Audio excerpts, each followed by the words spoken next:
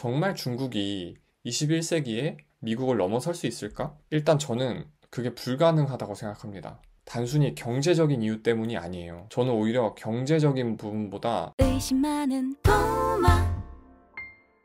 중국이 미국을 제치고 세계 최강대국이 될 수 있을까요? 여기에 대해서 갑론을박이 되게 많습니다. 제가 중학교 그리고 고등학교 다니던 2010년대 어간에는 중국 경제가 되게 잘 나갔었어요. 연평균 성장률이 뭐 거의 한 6, 7%? 많으면 10%까지 나왔으니까 적어도 경제면에 있어서는 중국에 대한 뭐 안 좋은 소식은 별로 없었던 걸로 기억하거든요.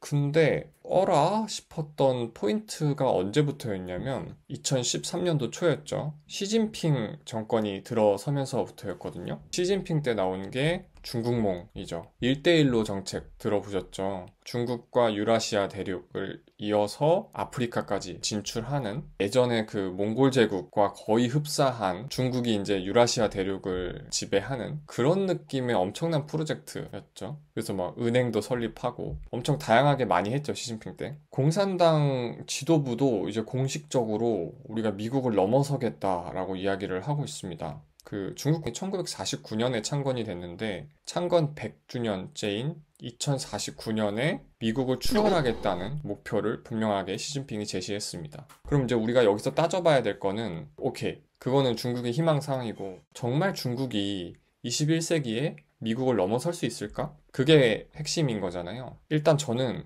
그게 불가능하다고 생각합니다. 단순히 경제적인 이유 때문이 아니에요. 저는 오히려 경제적인 부분보다 문화적인 면을 더 크게 보거든요. 그 이유를 말씀드릴게요. 일단 중국의 문화가 매력적이지 않습니다. 이게 무슨 말이냐면요. 과거에는 원래 중국이 문화를 주도했었거든요. 나침반이나 종이, 화약, 인쇄술 이런 거 다 중국에서 나온 거예요. 고대, 중세, 근대에 향유하고 있는 거의 모든 문화들이 중국을 빼놓고는 설명이 안 됩니다. 중국이 문화를 선도하는 국가였어요. 근데 생각해보세요. 지금 우리가 좋아하는 여러 가지 문화적인 양식들 있잖아요. 그 중에 중국 관련된 거를 보면서 와, 매력적이다, 멋지다 라고 느낀 적이 있으세요? 뭐 예를 들어서 중국 영화나 중국 음악이나 여러 가지 컨텐츠들을 보면서 와, 진짜 참 인상 깊다 이렇게 느낀 기억이 있으세요? 저는 잘 기억이 안 나요. 중국 문화를 무시해서가 아니라 정말 중국 컨텐츠를 보면서 야, 이거 진짜 쌈박한데? 라고 느낀 게 기억이 잘 안 나더라고요. 중국에서도 나름대로 뭐 이런저런 뭐 영화나 또 컨텐츠들을 만들곤 하지만 대부분 다 보면은 약간 중국 국뽕 느낌의 공산당 찬양 영화? 이런 것들이 많이 나오더라고요. 젊은 세대는 그런 거 재미없어 합니다. 심지어 중국의 젊은 세대도 그런 거 재미없어 해요. 유튜브에 중국 공산당 찬양하는 노래 같은 거를 젊은이들이 부르거든요. 아마 이제 중국 공산당에서 만든 행사인 것 같은데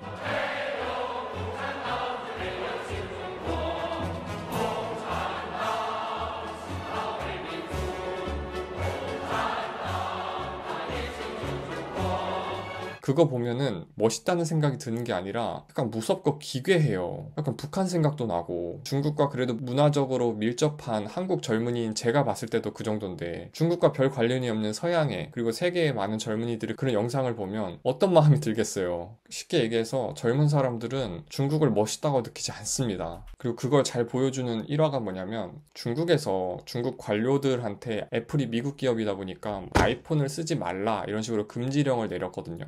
근데 이번에 아이폰 15가 나왔잖아요. 바로 그날 매진됐습니다. 중국 젊은이들도 공산당 정권에서 뭐라고 이야기하더라도 안 듣는 거예요. 왜냐? 애플 갬성. 애플이 너무 멋있으니까. 아이폰이 너무 이쁘고 편하니까. 정권이 아무리 막으려고 해도 문화의 힘을 막을 수가 없습니다. 이게 엄청 커요. 백범 김구 선생님도 한없이 가지고 싶은 게 높은 문화의 힘이다 라고 말씀하셨잖아요. 그런 면에서 중국은 그 힘을 갖고 있지 못합니다, 지금. 오히려 우리나라가 그걸 잘하고 있죠. 한류를 통해서 외국 사람들이 한국어를 배우고 싶어 하고 또 한국으로 여행을 오고 싶어 하고 이거는 아무리 지난 뭐 한 2, 30년 동안 우리나라 관광청이 노력을 해도 가시적인 성과를 내기가 참 어려웠던 부분인데 문화의 힘을 통해서 전 세계의 젊은이들이 우리나라에 관심을 가지잖아요. 중국은 오히려 거꾸로 그 영향력을 상실하고 있는 거죠. 중국의 소프트 파워가 계속 약해지고 있는 거예요. 생각해보세요. 여러분들도 미국으로 여행 가거나 미국으로 이민 가고 싶은 생각은 해보실 수 있겠지만 중국으로 여행을 계속 가고 싶다거나 중국에 이민 가서 아예 살고 싶다 이런 생각은 잘 안 들잖아요. 그게 현실인 거죠. 그리고 가장 치명적인 게 어쨌든 공산당은 일당 독재잖아요. 전체주의의 특징이 창의성을 허용하지 않아요. 미국 같은 경우는 어떻게 보면 너무 자유가 방만해서 그게 문제가 되는 경우도 있지만 적어도 창의성을 무시하거나 그러진 않거든요.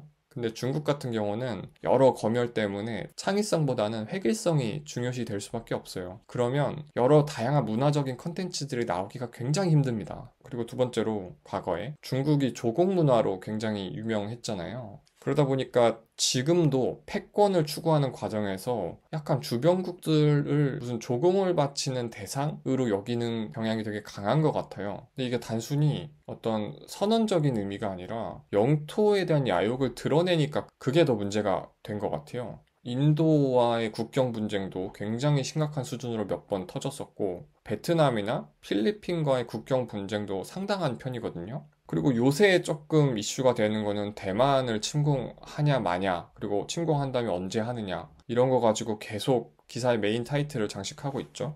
이런 모습들이 계속 반복되다 보니까 주위 나라에도 비호감을 사는 거예요. 아프리카에도 1대1로 사업 때문에 투자를 되게 많이 했는데 거기서도 아프리카 국가들을 무시하고 아프리카 국민들을 상대로 갑질하는 그런 모습을 보여서 굉장히 반감을 많이 샀거든요. 뭐 우리나라 같은 경우도 사드 때 뭐 한한령이라고 해서 굉장히 대놓고 우리나라를 괴롭혔죠. 그리고 가장 최근에 코로나 때 결국 어쨌든 중국이 발원지로 지목이 됐는데 뭐 조사 같은 것도 거부하고 협조도 안 하려고 하다 보니까 그 코로나로 피해를 입은 전 세계 국가들이 중국에게 안 좋은 감정을 가질 수밖에 없는 거예요. 그래서 세계 주요국들의 중국 비호감도를 보면은 코로나 이후로 굉장히 높아졌습니다. 뭐 일본, 호주, 스웨덴, 미국, 한국은 80%를 넘고요. 독일이나 캐나다 같이 상대적으로 거리가 조금 떨어져 있는 유럽 국가들도 중국에 대한 비호감도가 70%를 넘는 상황입니다. 뭐 제가 이야기한다고 중국의 스탠스가 바뀔 리는 만무하겠지만 중국이 좀 문화적으로 좀 바뀌었으면 좋겠어요. 창의성을 무시하지 말고 주위 국가들을 무시하지 말고 독불 장군처럼 나가려는 그 스탠스를 좀 포기했으면 좋겠습니다. 그러면 미국을 뭐 따라잡거나 하진 못해도 적어도 주위 국가들의 반감을 사진 않을 텐데 그 부분이 좀 안타깝습니다.